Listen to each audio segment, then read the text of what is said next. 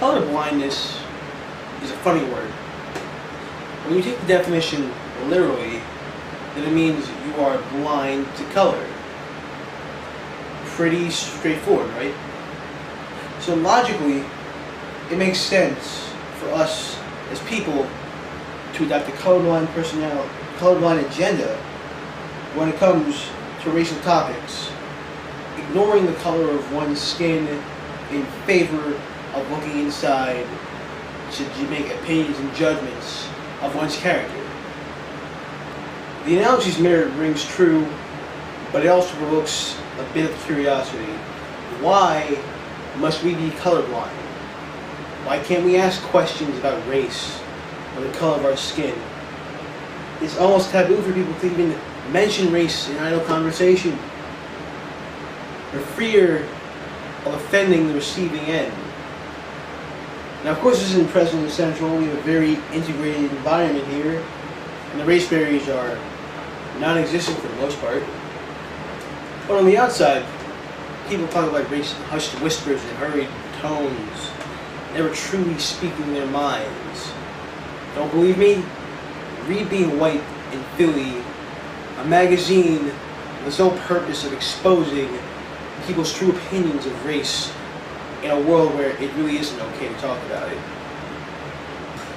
Well, let's start looking at the two ends of the color spectrum, shall we? You've got black and white. Let's start with white first. White, as described by G.K. Chesterton, a famous philosophical and theological figure from the early 20th century, is not a mere absence of color, it is a shining and affirmative thing, as fierce as red and as definite as black. God paints in many colors, but he never paints so gorgeously. I had almost said so gaudily when he paints in white. Needless to say, white in today's society is regarded as good or puerile. God, in biblical depictions, is shown draped in flowing white cloth, along with legions of white toga-wearing angels. Princesses are meant to be saved by white knights. The bird of peace is a dove. People wish and dream for a white Christmas, never a snowy Christmas, but a white Christmas. Now let's try a little experiment, shall we? Close your eyes. Imagine darkness, anything you can see that's black. Let the inkiness, the absolute pitch blackness of your eye sockets consume your mind until nothing is left except for that absolute truth of night and darkness, of the void. Picture that in your mind. Okay, good. Now, how do you feel? Most people report a sense of eeriness or some odd manner of negative emotion. This is a common reaction. Much as white is paired with day, black is the shorter than the stick and is regarded as night. Instinct has taught us to fear the night and its darkness and the crepuscular creatures that creep beneath the crescent moon. These survival tactics have allowed us to progress to the point where we can actually look back and realize where we've come from in the past 4 million or so years, and where we are today and where we're going tomorrow.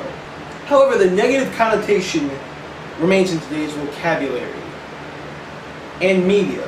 For example, whenever you're watching, say, an action-adventure flick or a superhero movie, it doesn't take very long to tell who the bad guys are, draped in black robes or marching along in armor the color of night, capes like flowing shadows. These are all the attributes of a common Hollywood villain.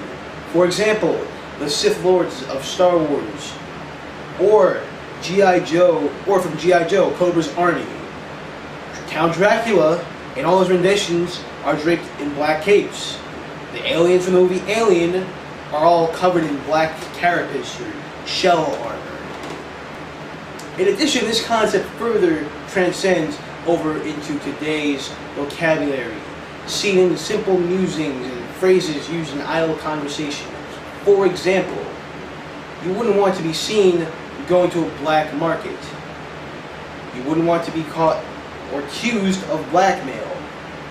And you most certainly would not want to be blacklisted at an event. In the olden days, you could be persecuted or stoned to death if you were caught practicing black magics. If you're a superstitious type of person, one of your greatest fears is a black cat. One of the most devastating plagues of recorded history was the Black Plague. You've got black hearts, black balls, black jacks, black legs, black people. Black people. Now that we understand color a little bit more, let's get back to color blindness.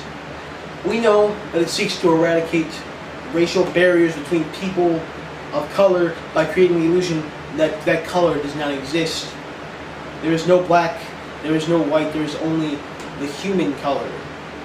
The reason that the term colorblind is kind of funny is because, you know, what being colorblind means is that all you can see is black and white, right? I mean, yeah, sure, there's a gray area, but when's the last time you've heard of a gray-skinned person? This whole distinction between races doesn't establish a racial neutrality. All it does is seek to enforce the divide between black and white people and people of any color, so to speak. And these adjectives, black and white, their meaning transcends onto the people that they describe, for better or for worse. This is a big part of the problem of race, that we aren't willing to talk about our differences because we don't want to acknowledge them out of fear of racial retribution. Even though it's the first thing you notice when you see a person walking down the street.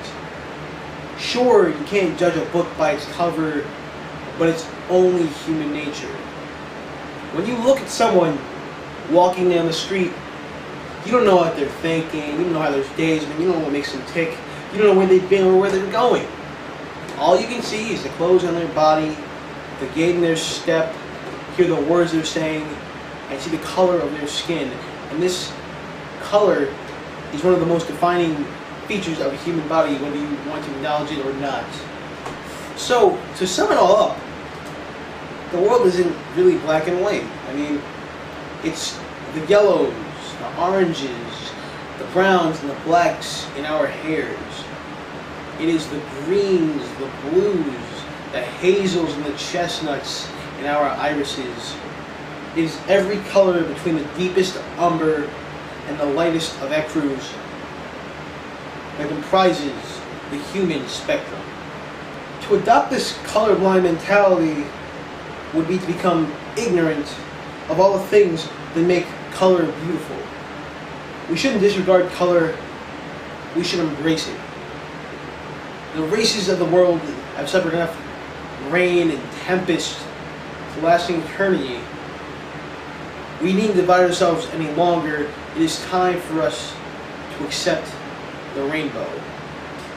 The world, this colorful, vivid, beautiful world, doesn't need to be colorblind. Our sight has been skewed and blurred for far too long. It is time to make a change. We needn't use these colorblind agendas or these racial barriers to help shield ourselves from what we truly are. What this world needs is not another reform to help destroy the color of our skin that makes us beautiful. What this world needs is a pair of glasses. Da, da, da, da, da, da, da, da.